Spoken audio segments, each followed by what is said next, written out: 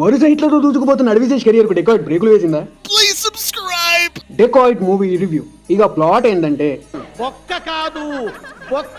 Hari and Saraswati ఇద్దరు ప్రేమించుకుంటారు. తర్వాత హరిని సరస్వతి మోసం చేస్తుంది. సరస్వతి అసలు ఎందుకు మోసం చేసింది, తర్వాత హరి సరస్వతిని ఏం చేశాడనేది మీరు సినిమాలో చూస్తారు. అడవిశేష్ అండ్ మృణాల్ ఠాకూర్ ఇద్దరు పర్ఫార్మెన్స్ ఇచ్చి పడేసారు. ప్రీవియస్ స్టేజ్ బై సినిమాలు చూసుకుంటే మొత్తం కంటెంట్ బేస్ మీద రన్ అవుతా ఉంటాయి, కానీ ఈ సినిమా పర్ఫార్మెన్స్ బేస్ మీదనే రన్ అవుద్ది.